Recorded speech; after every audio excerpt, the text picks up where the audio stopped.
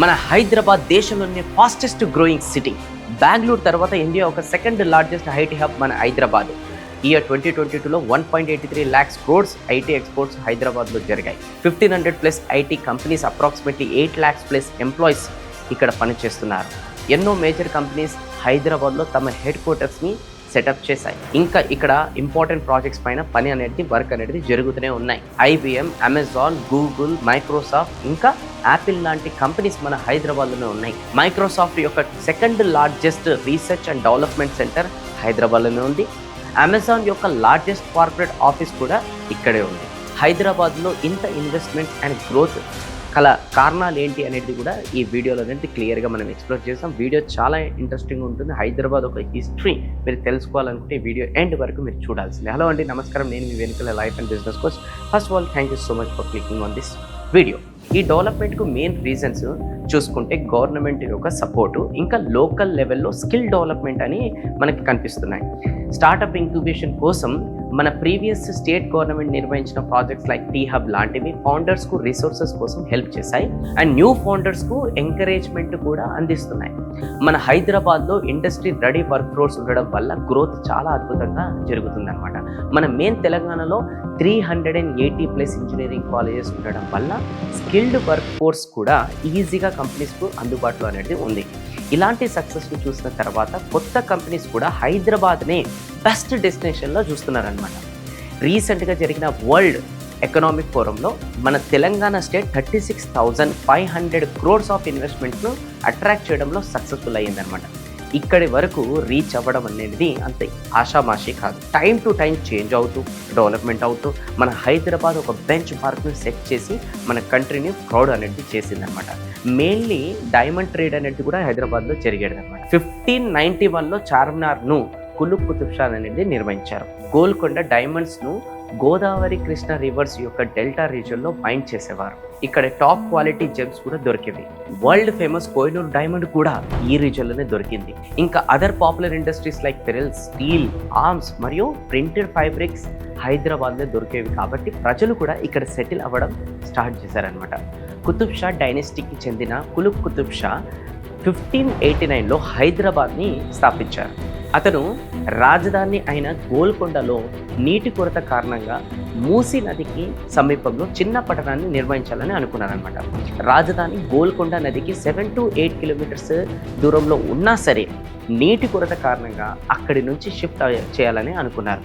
పురాణపూల్కి కూడా దగ్గరలో ఉండడం వల్ల ఇది ప్లస్ పాయింట్ అనేది అయ్యింది. అప్పట్లో గుడ్ వెదర్ ఇంకా గార్డెన్స్ ఉండడం వల్ల హైదరాబాద్ ఫేమస్ అయింది. 17th century వరకు ఔరంగజేబ్ కమాండ్లో గోల్కొండ కింగ్డమ్ను మొఘల్ ఎంపైర్ క్యాప్చర్ చేసుకుంది. ఎర్లీ 18th century వరకు మొఘల్ నుండి హైదరాబాద్ ఇండిపెండెంట్ అయ్యింది. కానీ వార్స్లో సిటీ ఎకనామీ డిస్ట్రాయ్ అయ్యింది. డైమండ్ ట్రేడ్ కూడా తగ్గిపోయింది. ఈ టైంలో నిజాం రూల్ చేసేవారు. ఫస్ట్ నిజాం ఆసిఫ్ షా ఫస్ట్ నుండి నెక్స్ట్ జనరేషన్ వరకు ఎకనామీని రివైవ్ చేయడానికి ట్రై చేశారు. ఎన్నో ప్రాజెక్ట్స్లో ఇన్వెస్ట్మెంట్ కూడా చేశారు. కానీ పొలిటికల్ స్ట్రగుల్స్ ఇంకా ఎక్స్టర్నల్ ఇంటర్నల్ కాన్ఫ్లిక్ట్స్ వల్ల ప్రొటెక్షన్ కోసం ఈస్ట్ కంపెనీస్తో ట్రేడ్స్ సైన్ చేసుకున్నారు. ఇయర్లీ రెంట్ కూడా పే చేసేవారు. ఇలా 19th century వచ్చే వరకు కోస్టల్ ఏరియాస్ ఇంకా కొన్ని మేజర్ పోర్ట్స్ లాస్ అవ్వడం జరిగింది. బ్రిటిష్ ట్రూప్స్ను స్టేట్లో పెట్టుకొని వాళ్ళకు మెయింటెనెన్స్ కూడా పే చేయడం వల్ల స్టేట్ బ్యాంక్ కరెక్ట్ కూడా అయ్యిందనమాట. ఆసిఫ్ జా 5th వాళ్ళ ప్రైమ్ మినిస్టర్ సలార్ జంగ్ ఫస్ట్తో కలిసి ఎన్నో రిఫార్మ్స్ చేశారనమాట. లైక్ సెంట్రల్ ట్రెజరీ నిర్మించడం, రెవెన్యూ జ్యుడిషియల్ సిస్టమ్ను ఇంప్రూవ్ చేయడం, ఫస్ట్ రైల్వే ఇంకా టెలిగ్రఫీ నెట్వర్క్ లే చేయడం, ఇంకా ఫస్ట్ కాలేజ్ ఎస్టాబ్లిష్ చేయడం లాంటివి ఈ ప్రాజెక్ట్స్ వల్ల ఎకనామీకు బూస్ట్ లభించింది. హైదరాబాద్లో అన్ఆర్గనైజేషన్ పెరిగింది. కొత్త బ్రిడ్జెస్, పోర్ట్స్ నిర్మించడం వల్ల డైమండ్ ట్రేడ్ మళ్ళీ పెరిగి వరల్డ్ మొత్తం స్ప్రెడ్ అయ్యింది. రైల్వే లైన్ కన్స్ట్రక్షన్ కోసం 1923లో నిజామ్స్ గ్యారెంటెడ్ స్టేట్ రైల్వేను ట్రాన్స్పోర్టేషన్ బెటర్ చేసి ట్రేడ్ను పెంచడానికి స్థాపించారనమాట. మెటల్ వర్క్స్, టెక్స్టైల్స్, హ్యాండీక్రాఫ్ట్స్ కూడా గ్రో అయ్యాయి. 1901 వరకు హైదరాబాద్ ఒక పాపులేషన్ 4,50,000కు చేరుకుంది.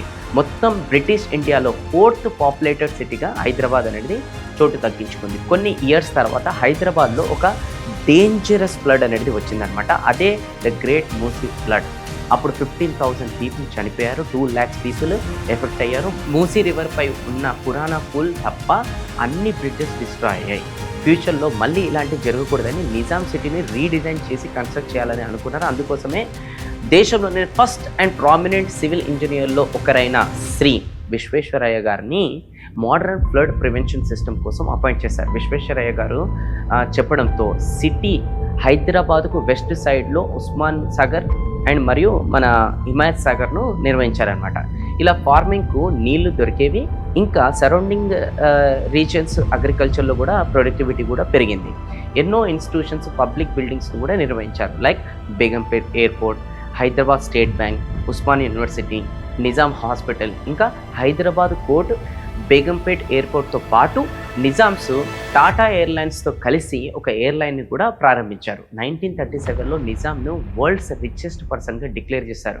మన దేశానికి స్వతంత్రం దొరికిన తర్వాత నిజామ్స్ స్టేట్ను ఇండియాకు కలపకుండా సపరేట్గా ఉండాలనుకున్నారు. కానీ ప్రజలు చేసిన ప్రొటెస్ట్ వల్ల హోమ్ మినిస్టర్ సర్దార్ వల్లభాయ్ పటేల్ గారు మిలిటరీని పంపించడం వల్ల ఆపరేషన్ పోలో ద్వారా 4 డేస్లోనే నిజాంను సరెండర్ చేయించారనమాట. ఇలా హైదరాబాద్ స్టేట్ను ఇండియాలో ఇంటిగ్రేట్ చేయడంలో సక్సెస్ అయ్యారు. అయినా కూడా స్టేట్ని మేనేజ్ చేయడం అంత ఈజీ కాదు. ఫస్ట్ ఎలక్షన్ తర్వాత స్టేట్ను లాంగ్వేజ్ బయాసెస్ ఇంకా సోషల్ లైన్స్ పైన రీఆర్గనైజ్ చేశారు. కొంచెం పార్ట్ బాంబే స్టేట్కు వెళ్ళింది, ఇంకొంచెం కర్ణాటకలో ఇంక్లూడ్ చేసి తెలుగు స్పీకింగ్ రీజన్ ఆంధ్రప్రదేశ్ను నిర్వహించారు. ఆంధ్రప్రదేశ్ స్టేట్ ఇంకా సెంట్రల్ గవర్నమెంట్ బేసిక్ ఇన్ఫ్రాస్ట్రక్చర్ పైనే పనిచేశాయి. దీనివల్ల డెవలప్మెంట్ ఇంకా జాబ్స్ క్రియేట్ అయ్యాయి. Public sector units like BHEL, Bharat dynamics, ECL, NMDC initiatives వల్ల హైదరాబాద్ ఒక కాస్మోపాలిటన్ సిటీలా తయారవ్వడం స్టార్ట్ అయ్యింది. టైం టు టైం ప్రైవేట్ సెక్టర్లో ఇన్వెస్ట్మెంట్ కూడా పెరిగాయి అన్నమాట. హైదరాబాద్ను ఒక మోడర్న్ సిటీ చేయడానికి స్టెప్స్ తీసుకున్నారు. 1986లో ఇంటర్గ్రాఫ్ పేరుతో ఒక కొత్త ఫస్ట్ IT టవర్ని ఓపెన్ చేశారు. అప్పుడు సీఎంగా ఉన్న CVN గారు ఇనిషియేటివ్స్ వల్ల హైదరాబాద్లో ఒక టెక్నాలజీ బేస్ బిల్డ్ అయ్యింది. 1995లో CVN గారి గవర్నమెంట్ హైటెక్ సిటీని అండ్ ఎలాంటితో ఒక జాయింట్ వెంచర్లో సెటప్ అనేది చేసిందనమాట. దీన్ని సైబరాబాద్ అని కూడా అంటారనమాట. సౌత్ ఈస్ట్ ఏషియా టూర్స్కు ఇన్వెస్టర్స్తో కలిసినప్పుడు సింగపూర్ ఇంకా మలేషియాలో టెక్నాలజీ డెవలప్మెంట్ చూసి చాలా ఇన్స్పైర్ అయ్యారు మన CVN గారు. హైదరాబాద్లో ఇలానే రీక్రియేట్ చేయడానికి 2,900 crores ఇన్వెస్ట్ చేశారు. అదే హైటెక్ సిటీ అయ్యింది. Bye bye Bengaluru, hello Hyderabad slogan వల్ల బాబు గారు ఏం కూడా క్లియర్గా ఉండే IT ఇండస్ట్రీని డెవలప్ చేసి కంపెనీస్ను బెంగళూరు ప్లేస్లో హైదరాబాద్ని చూస్ చేసేలా చేశారనమాట.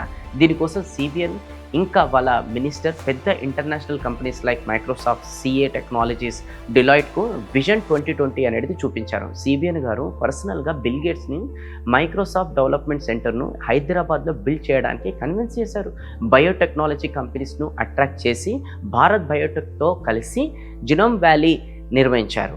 దీనివల్లనే హైదరాబాద్ వరల్డ్లోనే ఫార్మా హబ్ ఇంకా వ్యాక్సిన్ క్యాపిటల్గా మారింది.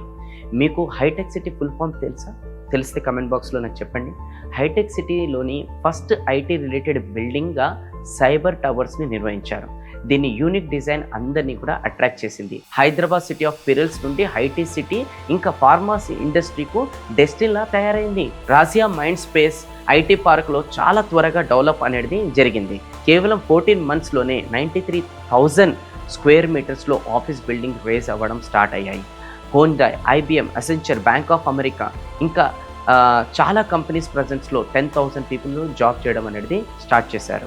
తర్వాత డిలాయిట్, పారా ఎక్సెల్ అండ్ మన టెక్ మహీంద్రా, ఒరాకిల్, అమెజాన్ లాంటి కంపెనీస్ రావడం వల్ల సిటీలో IT ఇండస్ట్రీ ఇంకా ఎక్స్ప్లోర్ అయ్యింది. 2008 వరకు ఈ కంపెనీస్లో 20,000 మంది జాబ్ చేస్తే అప్రాక్సిమేట్లీ 55,000 మందిని అకామిడేట్ చేసి కెపాసిటీ ఈ IT పార్క్ ఉండే. ఎన్నో సంవత్సరాల స్ట్రగుల్ తర్వాత మన తెలంగాణ మనకు వచ్చింది. హైదరాబాద్ క్యాపిటల్గా 10 districtsతో మన కొత్త రాష్ట్రం అనేది తయారైంది. కొత్త రాష్ట్రం తెలంగాణలో కేసీఆర్ గారు సీఎం అయ్యారనమాట. హైదరాబాద్ను IT ఇండస్ట్రీలో ఇంకా ముందుకు తీసుకెళ్లడానికి స్టెప్స్ తీసుకోవడం మొదలుపెట్టారు. కొత్త బిజినెస్ ఫ్రెండ్లీ పాలసీస్ ఇంకా ఫెసిలిటీస్ని బిల్డ్ చేశారు. ఇన్నోవేషన్ అండ్ స్టార్టప్స్ని బూస్ట్ చేయడానికి T-Hub లాంటి టెక్నాలజీ ఇంక్యుబేటర్స్ని నిర్వహించారు. ఈ T-Hub గత లాస్ట్ 7 yearsలో 100+ ఇన్నోవేషన్ ప్రోగ్రామ్స్ని డెలివర్ చేయడంలో సక్సెస్ఫుల్ అయ్యింది.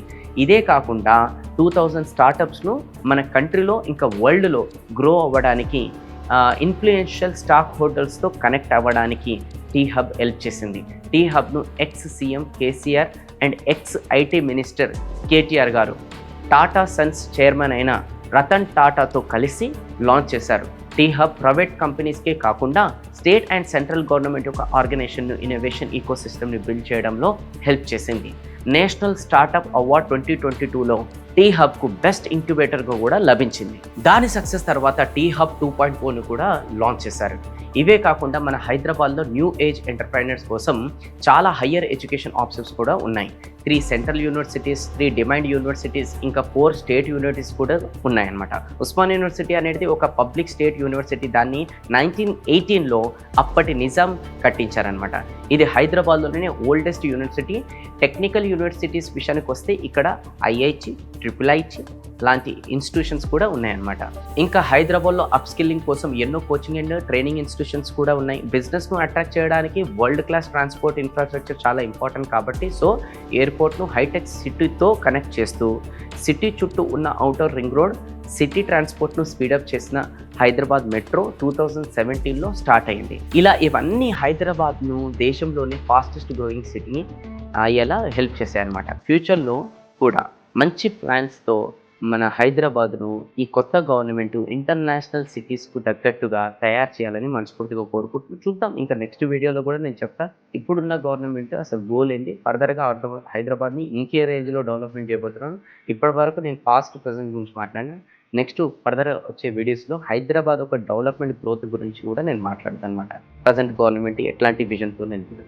సో పార్ట్ 2 హైదరాబాద్కి సంబంధించిన ఇంట్రెస్టెడ్ ఉంటే కింద కమెంట్ బాక్స్లో పార్ట్ 2 అని టైప్ చేయండి. ఓకే, ప్రజెంట్లీ చూసుకుంటే 1500+ కంపెనీస్తో అప్రాక్సిమేట్లీ 8 lakhs పీపుల్ హైదరాబాద్లోనే ఐటీ సెక్టర్లో పనిచేస్తున్నారు. ఇదే కాకుండా మన తెలుగు సినిమా, మన టాలీవుడ్ దేశంలోనే పెద్ద ఫిలిం ఇండస్ట్రీ. 2022లో బాలీవుడ్ను వెనుకకు నెట్టి మన Telugu film industry 23+ crores movie టికెట్స్ని సేల్ చేసింది. బాహుబలి 1 and 2 ఆస్కార్ గెలిచిన ఫస్ట్ ఇండియన్ ఫిలిం RRR కూడా ఇక్కడే తయారైంది. World largest film studio complex అయిన రామోజీ ఫిలిం సిటీ మన హైదరాబాద్లోనే ఉంది. ఫిలిం ఇండస్ట్రీ హైదరాబాద్ ఒక ఇంపార్టెంట్ పార్ట్ అయినా సరే మెయిన్ గ్రోత్ మాత్రం ఐటీ ఇండస్ట్రీలోనే కనిపిస్తుంది. దీన్ని మెయింటైన్ చేయడానికి సిటీలో ఎన్నో infrastructure projects, new technologies like artificial intelligence, block chain, cyber security, ఇంకా ఐఓటీ పైన ఫోకస్ చేస్తున్నారు. సో చూసారు కదా, మన హైదరాబాద్ ఇలానే గ్రో అయ్యి అందరికీ ఇంకా ఎన్నో జాబ్ ఆపర్చునిటీ ప్రొవైడ్ చేయాలని మనస్ఫూర్తిగా నేను కోరుకుంటున్నాను. ఇంకా హైదరాబాద్లో ఎలాంటి డెవలప్మెంట్స్ మీరు చూడాలనుకుంటున్నారో ఈ కరెంట్ గవర్నమెంట్తో మీ ఎక్స్పెక్టేషన్స్ ఏంటి అనేది కింద కామెంట్ బాక్స్లో కూడా నాకు మెన్షన్ అనేది చేయండి. అంటిల్ దెన్ నెక్స్ట్ వీడియోలో కలుద్దాం. Till then thank you so much. Hyderabad గురించి ఎవరికైతే ఇంపార్టెన్స్ తెలియదో వాళ్ళందరికీ కూడా ఈ వీడియో అనేది షేర్ చేసి మా హైదరాబాద్ గొప్పతనం అనేది తెలియజేయండి. మళ్ళీ నెక్స్ట్ వీడియోలో కలుద్దాం. నేను మీ వెనుకలను signing off. Thank you so much. Jai Hind.